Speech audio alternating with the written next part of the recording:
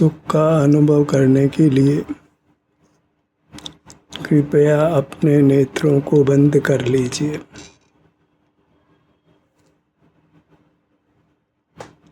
सुख आपका स्वरूप है, आपका स्वभाव है, इसलिए सुख की स्थिति सदा बनी रहती है। उस सुख की स्थिति को पहचानिए। विभिन्न भागों में जो वेदना रहित स्थिति है उसको अनुभव में लीजिए।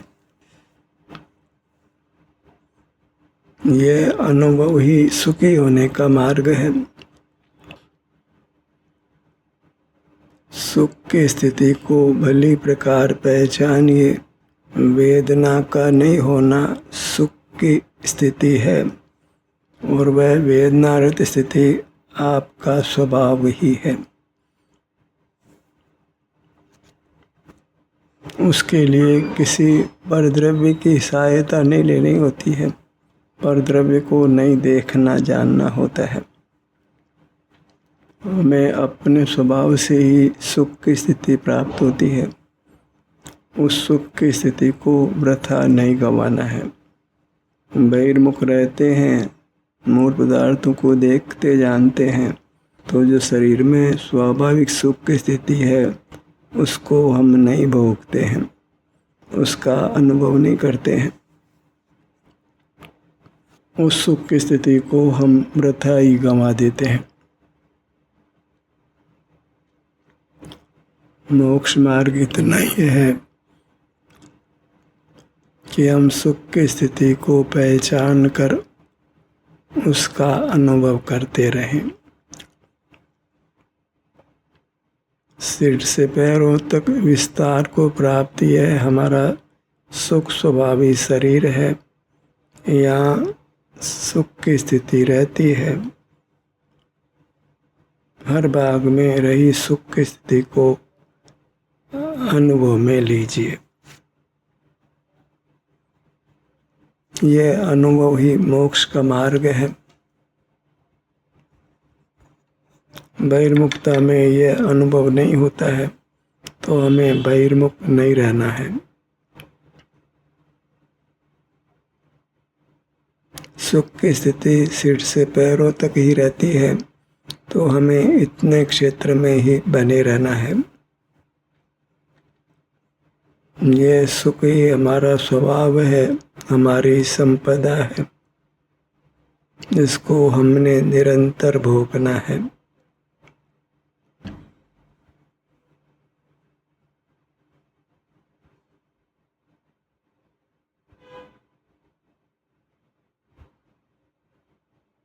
इस सुख की स्थिति के भोग से ही हम वेदना से मुक्त होते हैं और सुख की स्थिति स्थायी होती है।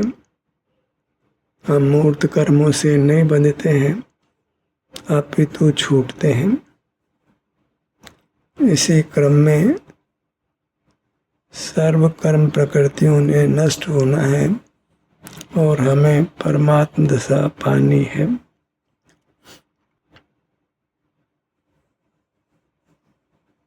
इस प्रकार देखें तो मोक्ष मार्ग अत्यंत संक्षिप्त है। इस सुख के अनुभव में कोई शब्दों की सहाय भी नहीं लेनी पड़ती है। सुख की स्थिति हमको सहज ही प्राप्त होती है। शरीर में अनंत वेदना किसी को भी नहीं होती है। जितने अंशों में वेदना नहीं है उतने अंशों में सुख जानना चाहिए और उस सुख की स्थिति को हमने भोगना चाहिए। इसी विधि से दुख की स्थिति क्रम से नष्ट होती हुई समाप्त होगी और फिर सदा काल सुख का ही अनुभव होगा। जो हम सुख की स्थिति का अनुभव करते हैं उसी को शास्त्रीय भाषा में धर्म ध्यान कहते हैं, पिंडस्थ धर्म ध्यान कहते हैं। क्योंकि हम अपने पिंड में, अपने शरीर में ही सुख की दशा का अनुभव करते हैं। इस अनुभव के समय इंद्रिय ज्ञान नहीं होता है, तो हम इंद्रिय जयी होते हैं, इंद्रिय संयम होता है। बाह्य पदार्थ जानने में नहीं आते, तो हम बाह्य पदार्थों के प्रति वीतराग रहते हैं। वीतराग रहते हैं तो निराकुल रहते हैं, और निराकुल रहने से ही हम सुख की स्थिति को शाश्वत करते हैं।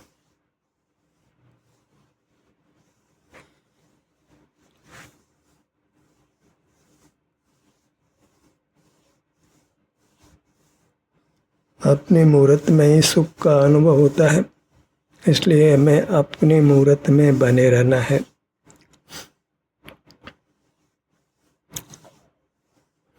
काम अत्यंत सुगम है, सहज भी है, और इसके लिए कोई शास्त्र ज्ञान की आवश्यकता भी नहीं है। किसी की चरण सेवा भी नहीं करनी होती है। किसी अन्य को देखना, जानना, स्मरण में लेना, उसकी कोई आवश्यकता नहीं होती।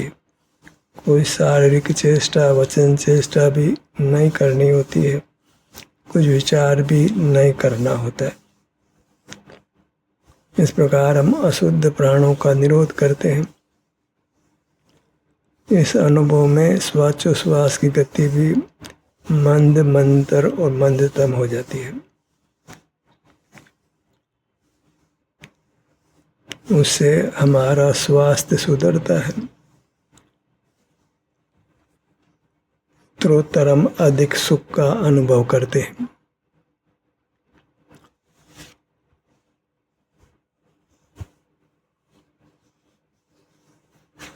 इस अनुभव में हम ही होते हैं, कोई पर पदार्थ ज्ञात नहीं होता है, अर्थात ज्ञान परिणाम नहीं होता है, केवल सुख का अनुभव होता है। ज्ञान नहीं होता तो रागादिक दोष भी उत्पन्न नहीं होते, कर्म का बंधन भी नहीं होता है। बद्ध प्रकृतियां कितने ही तो निर्जरा को प्राप्त हो जाती है, और कितने ही पाप प्रकृतियां पुण्य में संक्रमित हो जाती है, जिससे हमारा भावी जीवन सुखद होता है। हम शरीर के सर्व भागों में जो भी सुख की स्थिति है, एक एक भाग कर सर्वत्र सुख की स्थिति को अनुभव में लें। तो सिर के भाग पर आइए।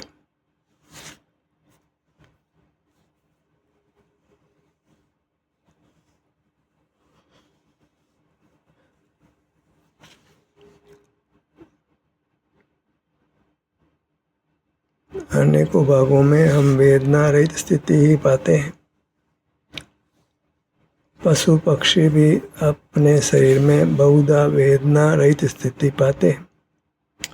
उस स्थिति को अनुभव में लिया जाए तो वह सुख की स्थिति बढ़ती है और पूर्ण होती है और स्थायी होती है। ललाट के भाग पर जो सुख की स्थिति है, वेदना रहित स्थिति है, उसका अनुभव करिए।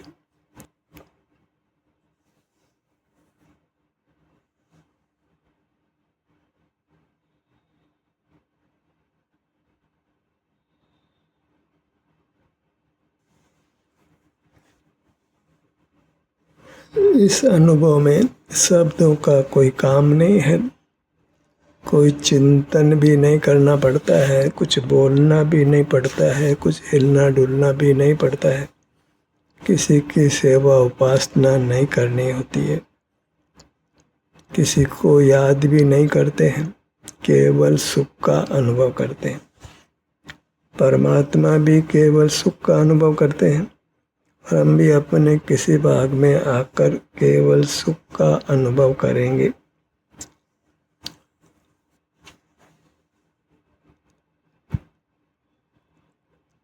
भ्रू मध्य पर आइए।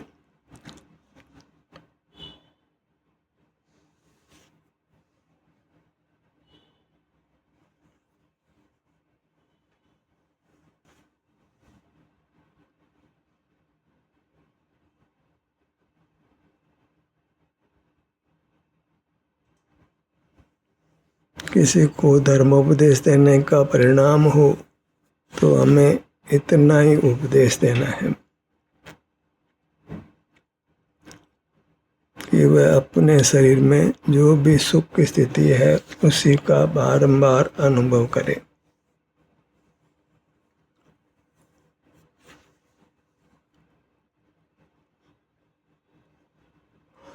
अल्पाधिक सुख की स्थिति तो सर्व भागों में रहती ही है।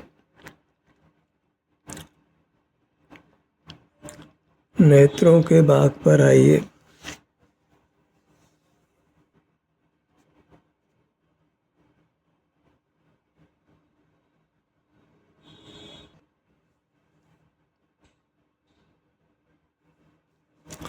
सभी संतों ने स्वानुभव करने का ही उपदेश दिया है और इस प्रकार हम अपने सुख की स्थिति का अनुभव करते हैं तो संतों की आज्ञा का पालन भी करते हैं। इसी विधि को अपना कर जीव पूर्व में मुक्त हुए हैं, आज हो रहे हैं और भविष्य में होंगे। इस प्रकार हम परमात्मा के चरण चंचरी होते हैं, उनके चरण चिन्हों पर चलते हैं। बायां नेत्र में सुख की स्थिति है, उसको अनुभव में लीजिए।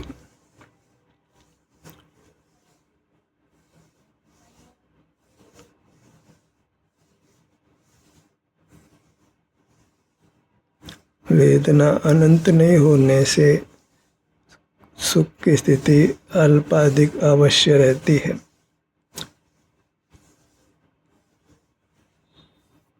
अधिक वेदना के सामने अल्प वेदना की स्थिति सुख की स्थिति जानना चाहिए। बायां नेत्र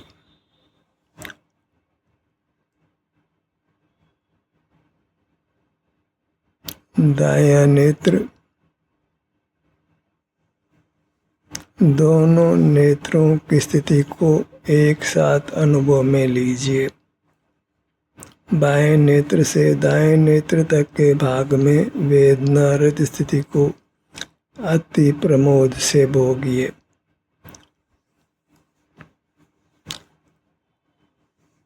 कानों के भाग पर आइए।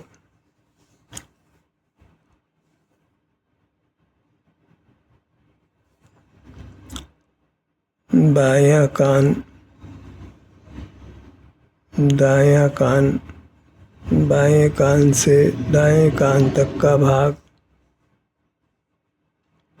वेदना की स्थिति को हमने पूर्व में भोगा है तो हम ये निर्धार कर सकते हैं कि अभी शरीर के अधिकांश भागों में वेदना की स्थिति नहीं है, सुखद स्थिति है, उसको हमने भोगना है और इस प्रकार सुख की स्थिति को स्थायी बनाना है।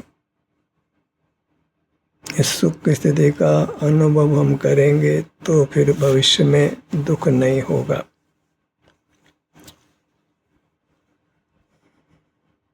नासिका भाग पर आइए। बायां नथुना, दायां नथुना,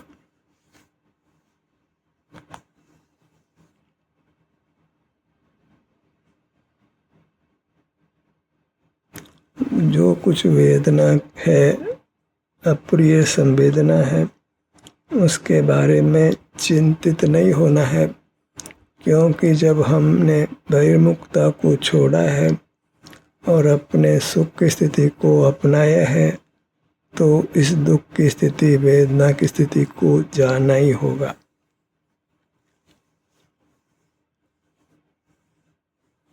बहिर्मुखता में ही हमने वेदना उत्पन्न करने वाले कर्म का बंध किया है, और जब बहिर्मुख नहीं रहते हैं तो नूतन वेदना उत्पन्न करने वाला कर्म नहीं बांधते हैं और पूर्वबद्ध कर्म की निर्जरा होती है।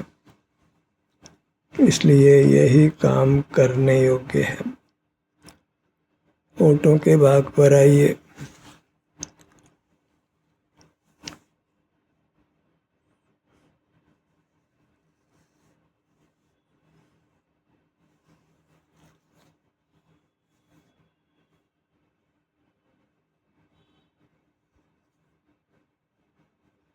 हमने वेदना रहित स्थिति पाई है तो इसको हमने बारंबार भोगना है।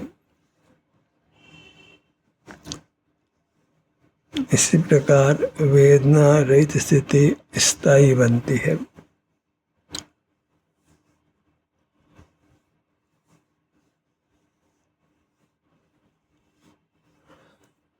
मुख के भीतर जीवा भाग पर आइए।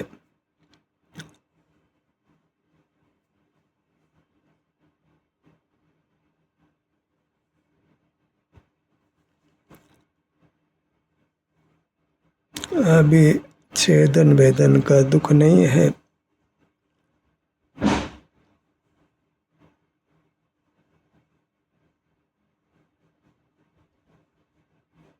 इस सुख की स्थिति को ही हम अनुभव में लेते हैं तो उस सुख की स्थिति को हम बो देते हैं, अर्थात उसकी खेती करते हैं, तो बहुत सुख रूपी फल हमको मिलने वाला है।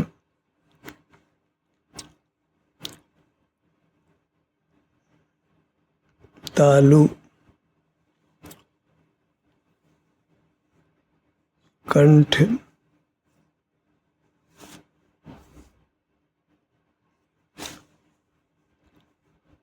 पुनः पूरा मुखमंडल, ठुड्डे से सिर तक,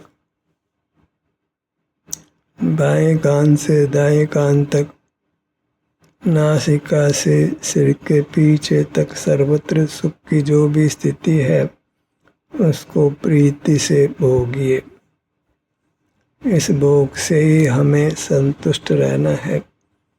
इस भोग में कोई कषाय उत्पन्न नहीं होती है, कोई पाप भी नहीं होता है। हम स्वस्थ होते हैं, परमात्मा समान हम उत्तम सुख को पाते हैं, अतीन्द्रिय सुख को पाते हैं। गर्दन के भाग पर आइए।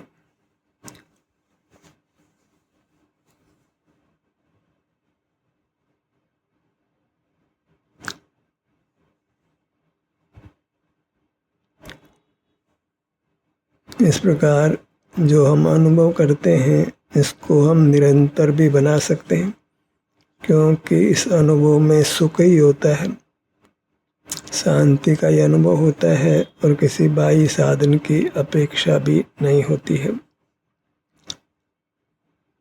जब स्वस्थ रहते हैं तो किसी पदार्थ की आवश्यकता नहीं लगती है। अस्वस्थ व्यक्ति को ही उस दुख की निवृत्ति के लिए बाह्य पदार्थ की आवश्यकता होती है। स्वस्थ व्यक्ति तो स्वयं से ही सुख का अनुभव करता है, उसको बाह्य पदार्थों की आवश्यकता नहीं होती है, वो बाह्य जगत से प्रभावित भी नहीं होता है। सीने के भाग पर आइए।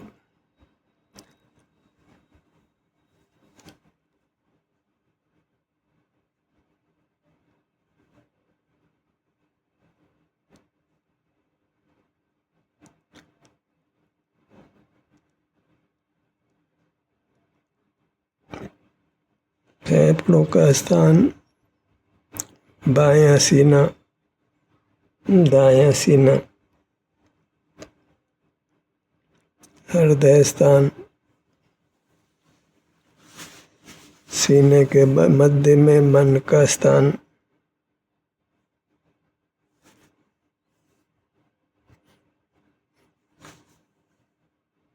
स्थिर चित्त से हमको इस सुख का अनुभव करना है।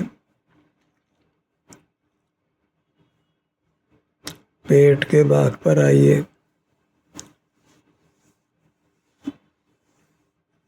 काफी बड़ा भाग है, सर्वत्र अभी सुख की स्थिति है। वेदना नहीं है तो प्रीति से इसको भोगिए और इस भोग को हमने निरंतर बनाना है।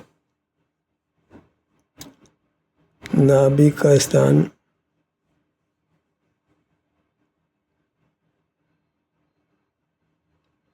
पीठ के भाग पर आ जाइए।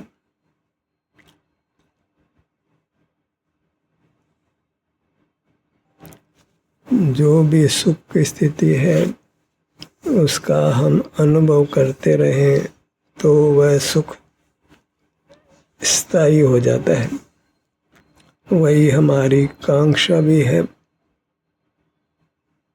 हम सदा सुख का ही अनुभव करें, वेदना का प्रसंग उपस्थित नहीं हो, रागादिक दोष उत्पन्न नहीं हो, आकुलता नहीं हो। दाई भुजा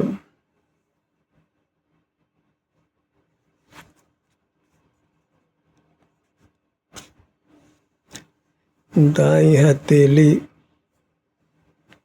पांचों अंगुलियां,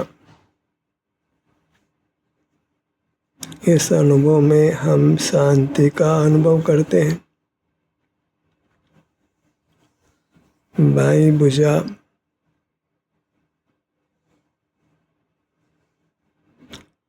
बाई हथेली,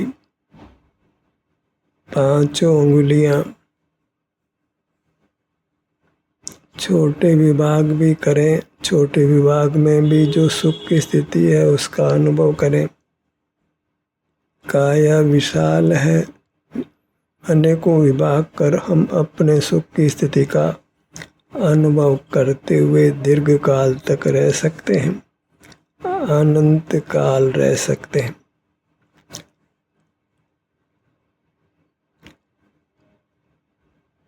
पर अल्पकाल में ही हमको सर्वांग मूर्ति का एक साथ अनुभव हो जाता है और फिर सहज सुख की स्थिति ही बनी रहती है। पूरी बाईं भुजा, बायां कंधा, दायां कंधा, बाएं कंधे से दाएं कंधे तक का भाग,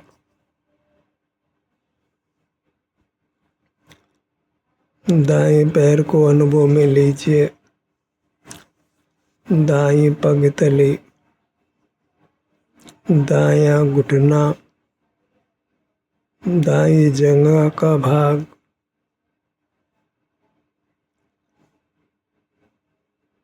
हमें खुशी है कि हम अपने शरीर को स्वस्थ पा रहे हैं, सुखमय पा रहे हैं, हम निराकुल हो रहे हैं, रागादिक दोषों का जन्म नहीं हो रहा है।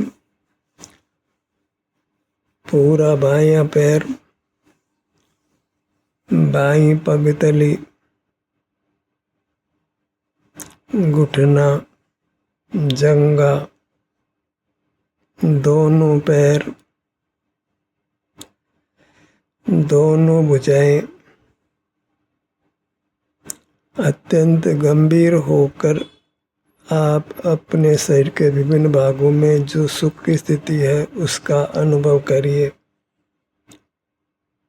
कारण कि यह अनुभव ही सुखी होने का मार्ग है, जन्म मरण से मुक्त होने का मार्ग है, परमात्मा होने का मार्ग है। और रात्रि इसका अभ्यास करिए ताकि हम शीघ्र से शीघ्र परमात्मा दशा को प्राप्त कर सकें। ध्यान का सत्र यही समाप्त होता है। आपकी सहभागिता के लिए धन्यवाद।